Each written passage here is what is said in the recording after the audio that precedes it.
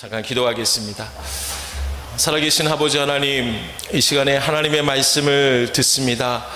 하나님, 우리 심령 가운데에 놀라운 하나님의 말씀을 더해 주시고 그 말씀 붙들고 살아가기로 결단하는 은혜의 시간이 되게 하여 주옵소서. 말씀이 우리 심령을 인도하시고 말씀을 붙들고 살아갈 때에 하나님의 놀라운 은혜가 넘친다라는 것을 경험하는 하나님 귀한 삶이 될 수 있도록 하나님 이 시간에 우리에게 말씀하여 주시옵소서. 예수님의 이름으로 간절히 기도하옵나이다.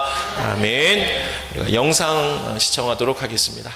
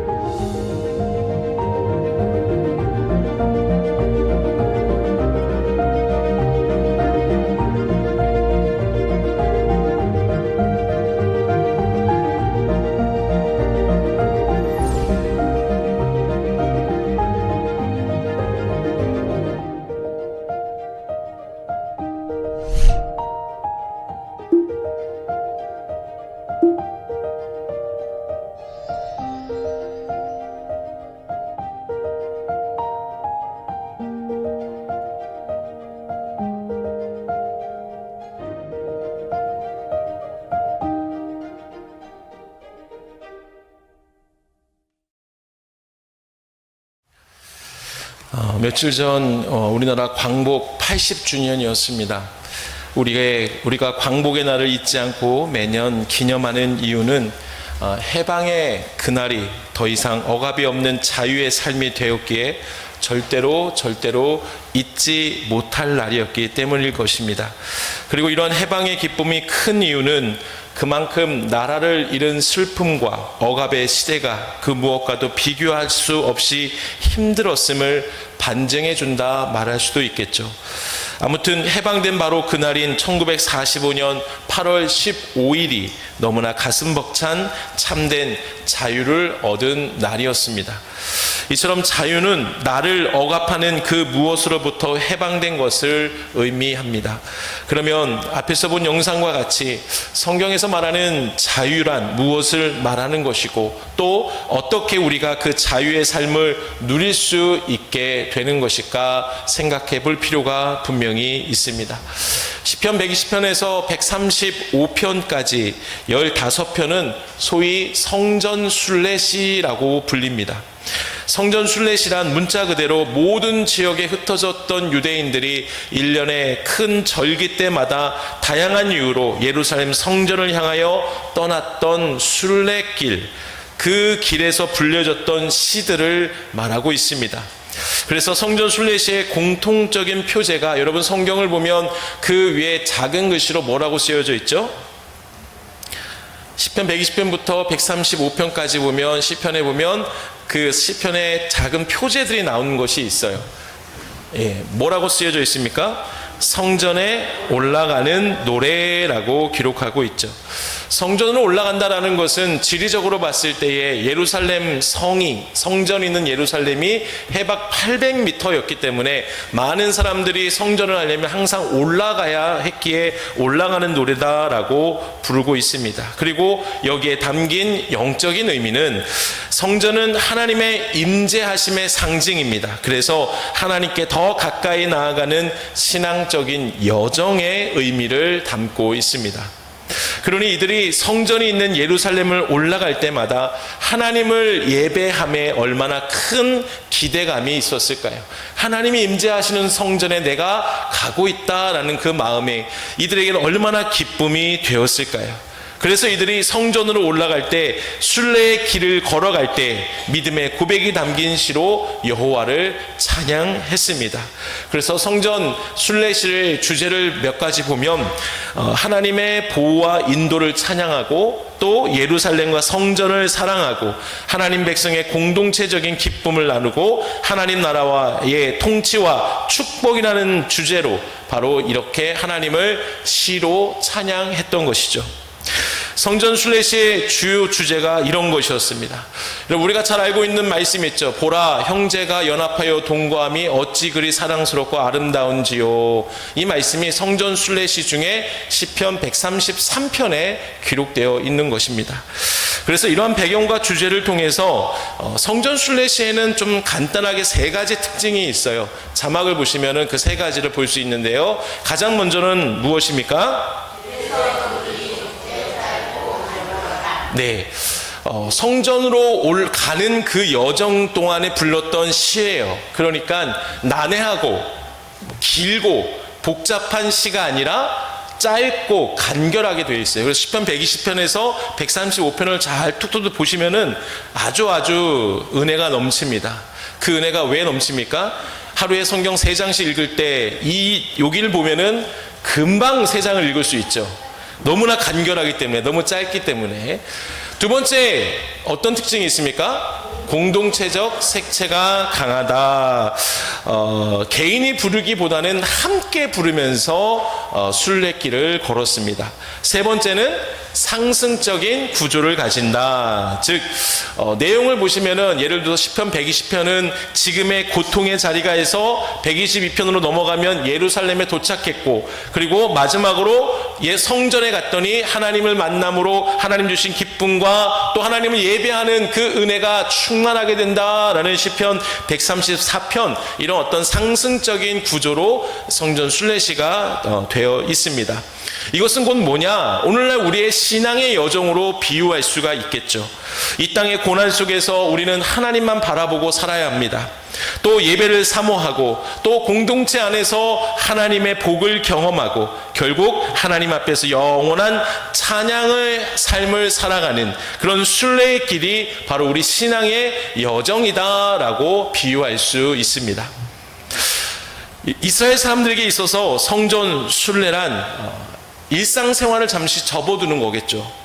그들의 마음에 안식처라 할 수 있는 성전으로 향하는, 예루살렘을 향하고 떠나는 그 여행의 설렘이 있었습니다. 그리고 세상을 떠나 여호와 하나님과의 관계 회복에만 전념하는 그들 안에 경건한 마음이 함께 어우러져 있는 그 여정이 성전으로 가는 순례 길이었습니다.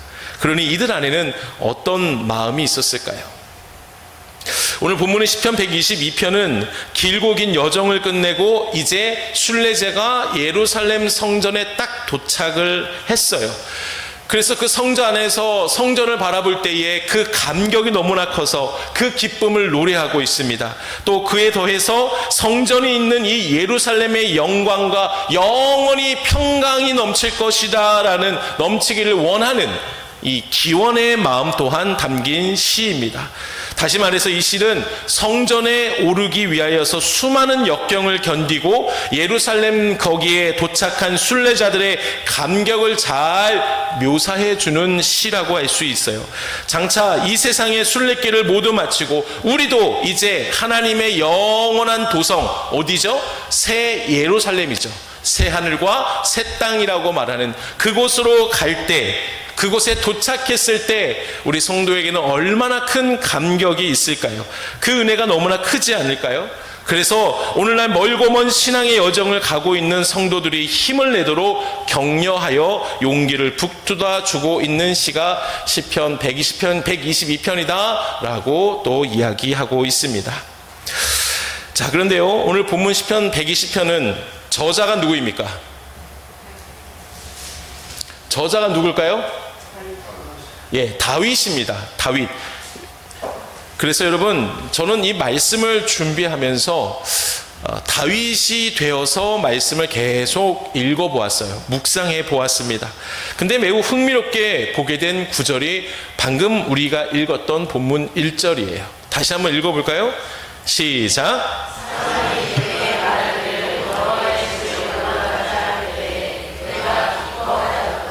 아멘. 내가 다윗이에요. 주변의 사람들이 성전에 가자, 성전으로 올라가자라고 했을 때 내가 어떤 마음을 품은 거예요 지금? 너무 기뻐한 거죠. 너무 행복해 했다라는 말씀입니다.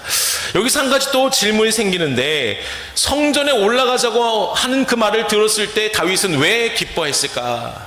나는 왜 기뻐했을까요? 이것에 대해서 우리가 한번 생각해 볼 필요가 있습니다.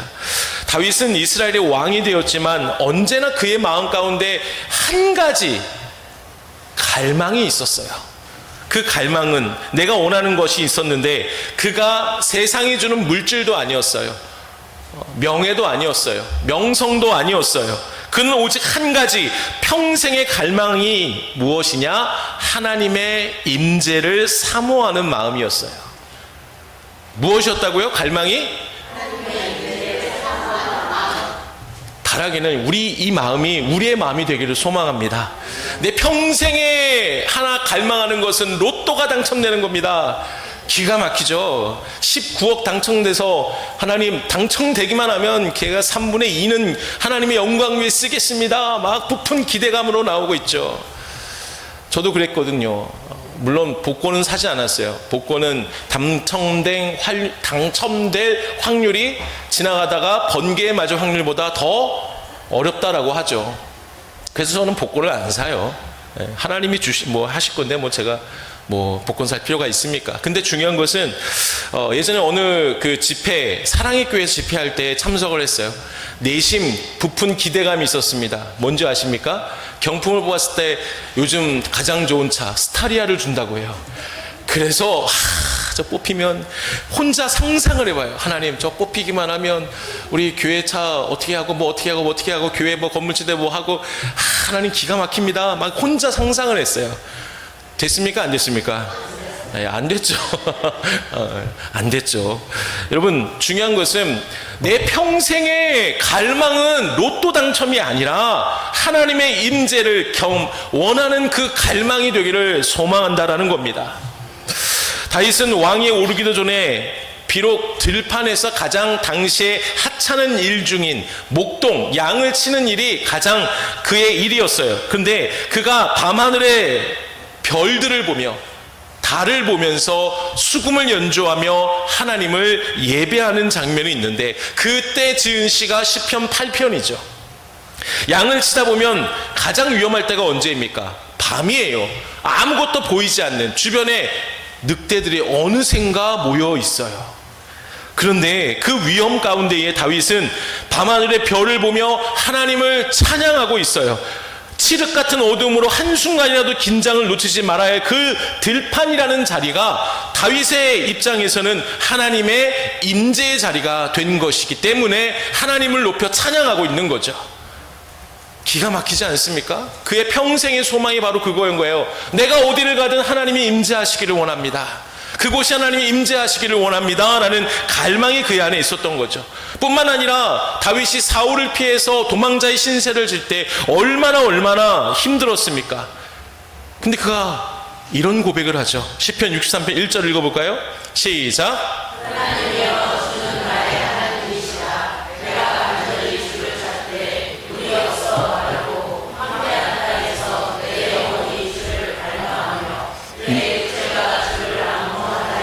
아멘. 여러분, 얼마나 억울해요. 다윗이 잘못한 게 있습니까? 근데 나를 죽이려고 해. 사울이 도망치고 있어요. 그 도망자의 신세가 얼마나 힘듭니까? 그럼에도 불구하고 다윗은 사울의 복수에 대해서 하나님께 간구한 게 아니라 무엇을 간구하고 있어요? 하나님의 임재만을 간구하고 있는 거예요. 그래서 새 번역본에서 이 부분을 이렇게 번역합니다. 내가 주님을 애타게 찾습니다. 애타게 그리워합니다 라고 표현하고 있어요. 얼마나 다윗이 하나님의 임재를 사모하고 있는지 느껴지지 않습니까?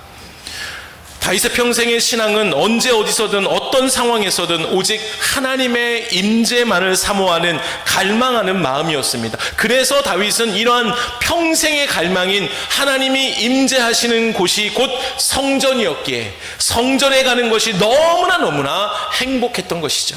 그래서 오늘 본문의 1절에서 다윗이 주변에서 성전으로 올라가자라는 말을 들었을 때에 그가 기뻐하고 또 기뻐한 것이에요.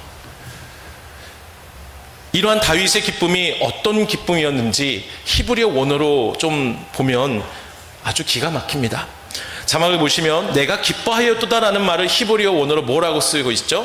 사마흐라는, 여러분 이 단어는 제가 언젠가 설교 시간에 한번 나눈 거예요. 이 단어는 잊지 마세요. 너무나 중요한 단어예요. 사마흐라는 단어는 기쁨이라는 건데, 그냥 기쁨, 내게 무엇이 없던 것이 생겨서 내 마음의 기쁨, 그것이 아니라 어떤 기쁨이라고 얘기합니까? 같이 읽어볼까요? 시작. 기쁨, 즉 예배를 통해 하나님을 만남으로 입게 되는 감격과 즐거움이다. 아멘이십니까? 여러분, 사실 다윗은 왕으로 많은 재물도 있었고 주변에 많은 사람들도, 여인들도 있었고 높은 명성도 있었습니다. 그의 삶의 주변에 여러 가지 기뻐할 수 있는 요소들이 많이 있었어요. 가득했어요. 그러나 그에게 있어서 참되고 유일한 기쁨은 하나님을 만나기 위해 하나님의 집에 들어가는 것이었습니다. 이는 다윗이 세상의 쾌락으로부터 오는 기쁨과 하나님 주시는 기쁨의 차이를 분명히 알고 있었음을 나타내 주고 있는 것이죠. 여러분, 오늘 이 시간 저를 비롯해 이곳에 계신 모든 성도님들이 이러한 질문을 하나 하기를 원합니다. 우리에게 가슴 뛰게 만드는 기쁨의 자리는 어디입니까? 바라기는 오늘 말씀을 듣고 우리 모두가 그 기쁨의 자리가 하나님의 임재하심이 충만한 성전이 되시기를 주님의 이름으로 간절히 축원합니다. 아멘. 옆에 분들과 인사할까요? 하나님의 임재만을 사모합시다. 네, 여러분, 이것이 우리의 평생 갈망이 되어야 돼요. 최근 목회데이터 연구소에 쓴 부흥하는 교회, 쇠퇴하는 교회라는 책을 읽고 있습니다. 부흥하는 교회, 또 쇠퇴하는 교회 목사님들과 그리고 성도님들을 모셔서 인터뷰 방법으로 어떤 질문에 대해서 결론을 도출해내는 책이었어요. 책을 읽으면서 저는 우리 교회는 과연 부흥하는 교회일까, 쇠퇴하는 교회일까 계속 질문해 보았습니다. 근데 이 책에서 말하는 부흥하는 교회의 특징이 있는데 여러 가지가 있어요. 근데 그 중에 하나가 뭐냐면 소그룹이 매우 활발하다라고 얘기해요.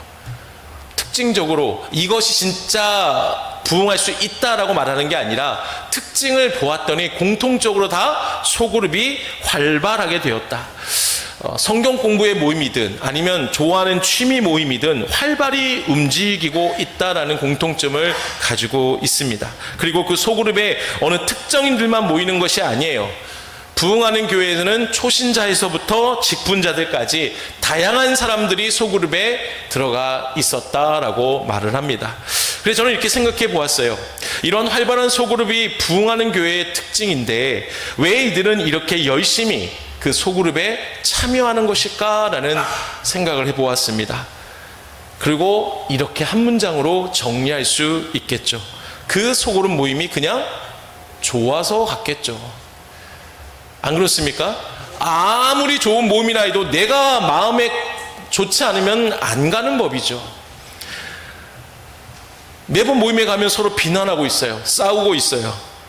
어느 사람이, 어느 세 가족이 그 모임에 참석할까요? 분명 그곳에 가니 내가 존중받게 되고, 또 그래서 내 자기애가 올라가고, 혹시 어려움을 당할 때도 빨리 나에게 도움을 줄 수 있는 그 소그룹 모임, 그러니 나는 일주일 동안 그 모임만 기다리고 있습니다 라고 얘기하는 사람도 있다고 합니다. 우리도 마찬가지 아닐까요? 나에게 기쁨을 주는 자리, 나에게 행복을 주는 자리가 있다면 그곳이 어느 곳이든 찾아가지 않을까요?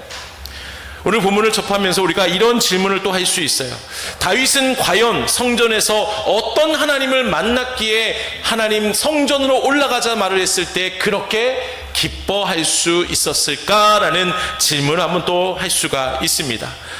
다윗의 입장에서 성전에서 하나님을 만난 그 자리는 어떤 하나님을 만났을까? 대표적으로 이거 하나만 생각하시면 돼요. 바로 그 자리는 죄 사함의 은혜를 주시는 자리다. 무슨 자리라고요?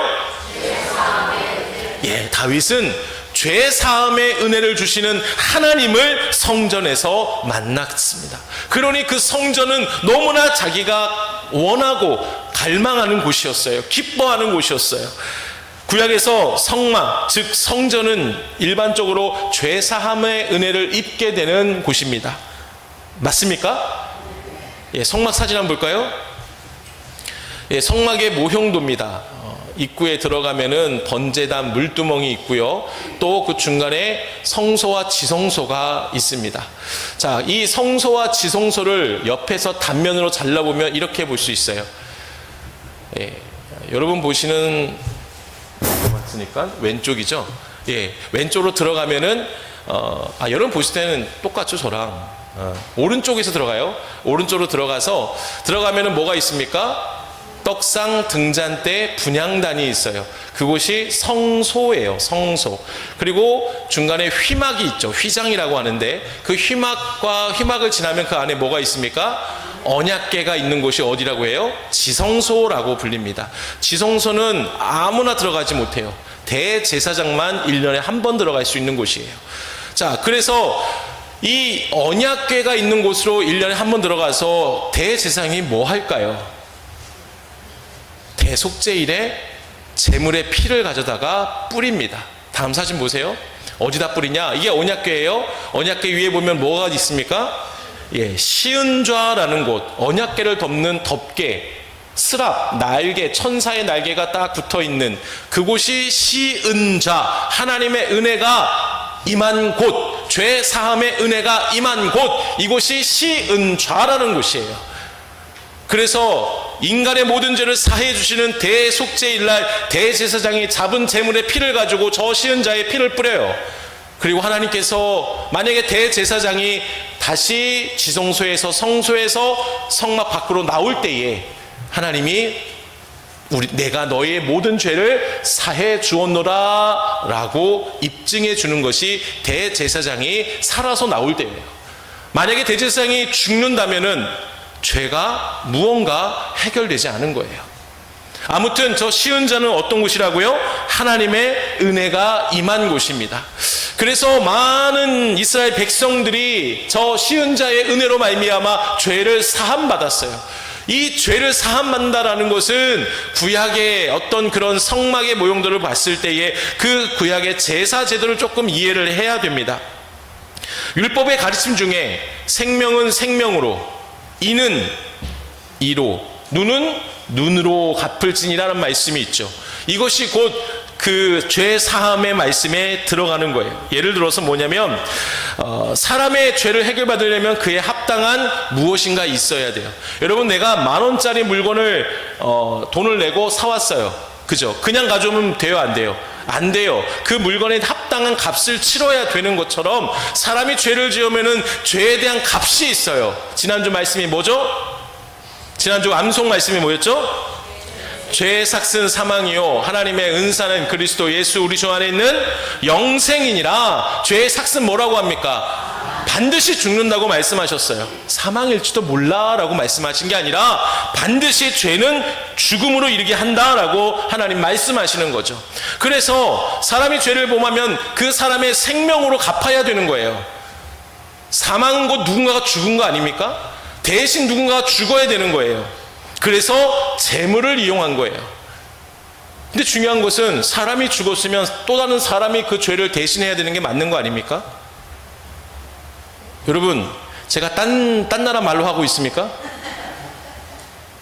사람이 죄를 범하고 사망에 이르게 돼요.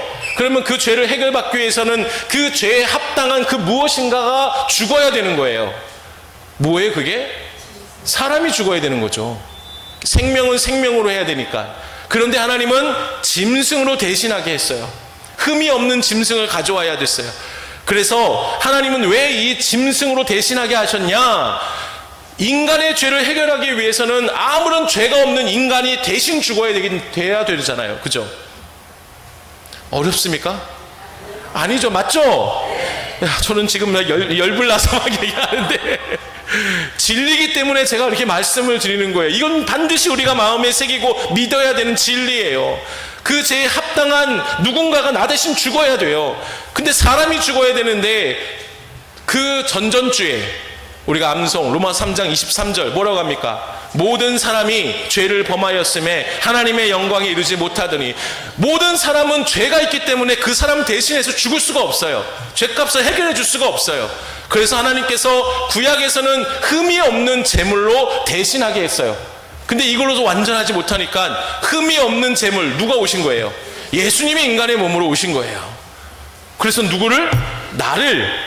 나의 죄를 사해 주신 것이 바로 죄 사함의 은혜라는 것입니다. 믿으십니까? 그 은혜가 여러분에게 있는 거예요. 나에게도 있고요, 여러분에게도 있고요. 그 은혜가 얼마나 우리에게 소중한지 모릅니다. 그래서 사람의 죄의 삭신 사망을 해결받기 위해서, 해결해 주시기 위해 순결하시고 온전한 제물이 되신 예수님이 인간의 몸으로 이 땅에 오셨고 우리가 그 은혜를 입게 되었습니다. 그래서 우리가 어떻게 됐습니까? 자유하게 된 거예요. 어디서부터 자유하게 됐을까요? 죄에서부터 자유하게 되었습니다. 죄의 권세에서 해방이 된 거예요. 이게 놀라운 은혜입니다. 우리가 죄가 해결되지 못하면 죄가 나를 자꾸만 이끌어가요. 죄가 나를 자꾸만 죄의 억눌림 속에 가둬두게 돼요. 근데 중요한 건 무서운 게 뭔지 아십니까? 죄의 권세 아래 해결받지 못하면, 나오지 못하면은 죄의 권세는 끝에 결국 어디로 데려갑니까? 사망으로 데려갈 수밖에 없어요.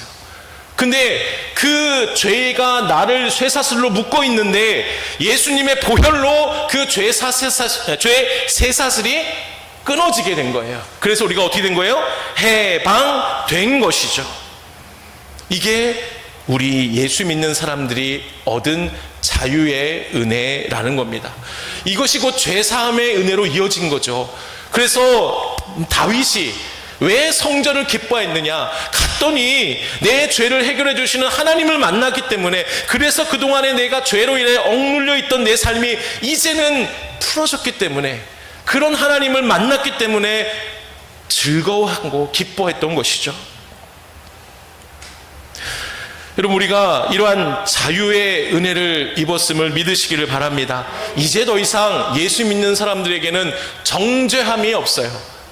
생명의 성령의 법이 죄와 사망의 법에서 우리를 해방시켰다라고 말씀하셨어요. 이 말씀을 믿으십니까? 그래, 우리는 세상의 죄에 억눌리는 것이 아니라, 세상에 의해서 끌려가는 게 아니라, 죄의 권세 아래 더 이상 이제는 끌려가는 것이 아니라 해방되어서 자유함의 은혜로 살아갈 수 있게 된 것이죠.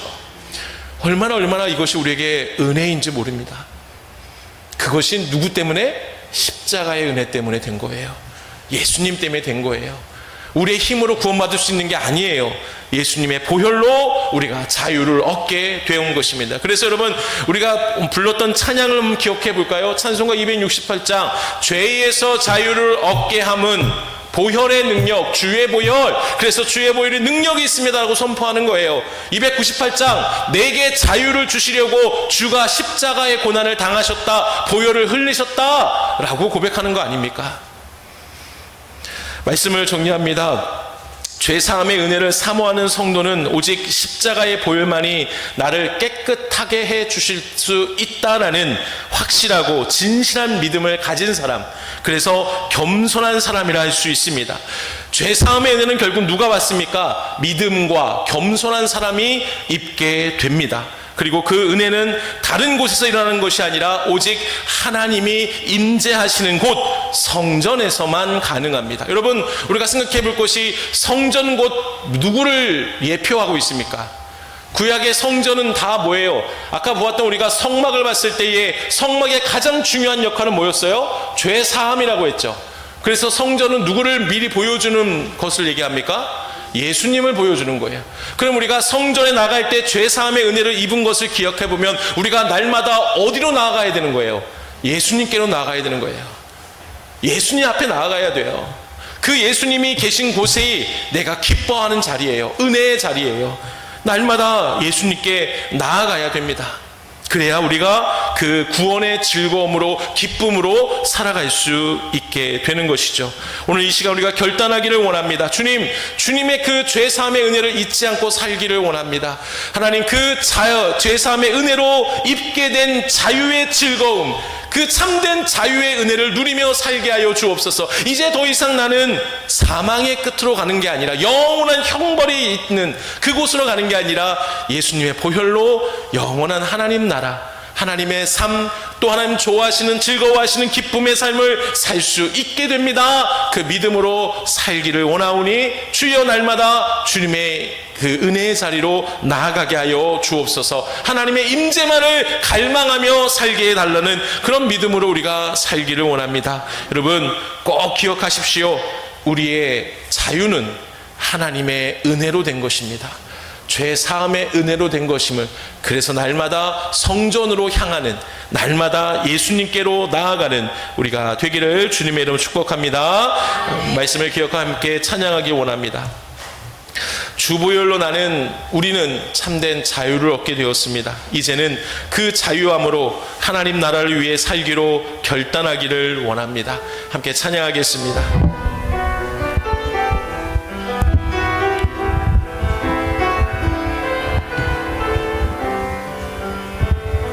주보혈 날 정결케 하고, 주보혈 날 자유하니, 주 앞에 나 예배하는 이 시간 나의 모든 삶을 주께 드리네. 주의 손 날 위해 지키셔, 주의 발 날 위해 박히셨으니, 이제는 내가 사는 것이 아니요 오직 주를 위해 사는 것이라.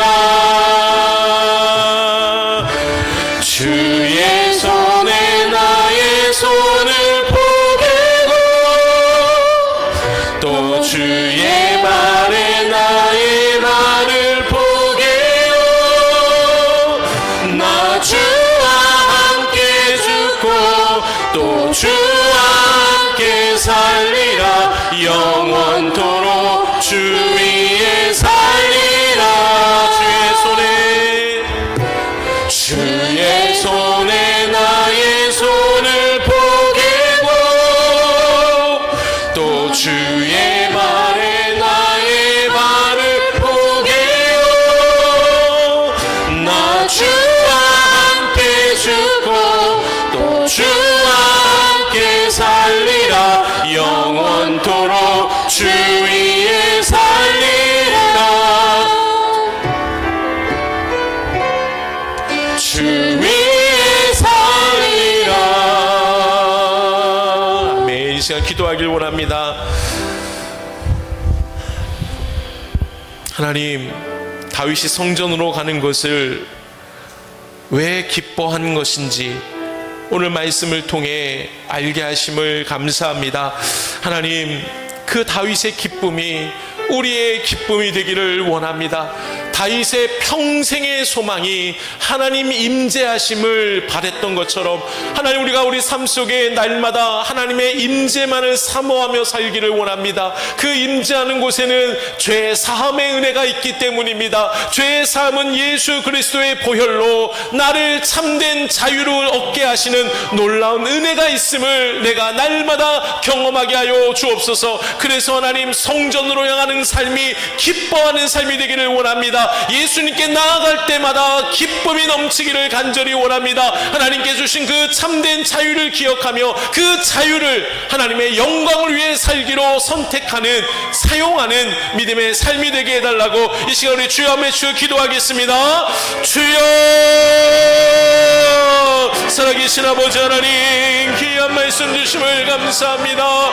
하나님, 다윗이 왜 그렇게 성전 올라가는 것을 기뻐했는지, 그곳에는 하나님의 임재가 있기 때문에 다윗은 평생의 갈망이 하나님의 임재만을 원했기 때문에 그 성전이 너무나 기뻤던 것입니다. 하나님, 그 성전에서 하나님의 임재를 경험하고 죄사함의 은혜를 잊게 되었습니다. 하나님, 우리가 성전으로 향하는 삶이, 예수님께 나아가는 삶이 날마다 기쁨이 넘치기를 원합니다. 세상이 주는 기쁨이 아니라 오직 하나님을 예배할 때마다 주시는 하나님을 만남으로 얻게 되는 놀라운 감격과 즐거움이 우리의 기쁨이 되기를 원합니다. 그 안에 죄사함의 은혜로 말미암아 내가 참된 자유를 얻게 되었다는 것을 하나님, 우리가 늘 기억하며 감사함으로 더 이상 이제는 하나님, 모든 사망의 그 놀라운 것들이, 죄의 권세가 해결되고 오직 생명의 성령의 법이 나를 죄 사망의 법에서 해방하였다라고 말씀하신 것처럼 우리가 그 말씀을 기억하면서